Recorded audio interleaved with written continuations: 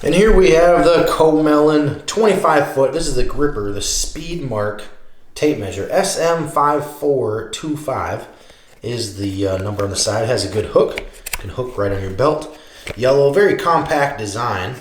And what's different about this is that it's white. This is a white tape measure as compared to a standard yellow version. So I kind of like that it has the white design on it. You can really see the lines really good. Let's see if we can focus our camera in a little bit closer. And there we go. Okay, so it also has the speed mark, 3.5 inches right there. And you get your 16 on center, of course. Black numbers all the way up, or actually black numbers all the way up until 1 foot.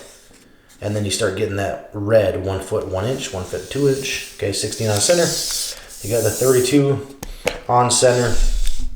But a very good compact tape measure. It always retracts. And it's very smooth as well.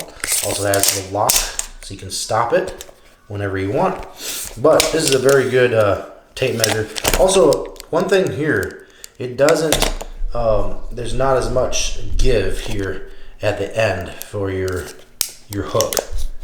Has a little gap here for a pencil when you want to mark something.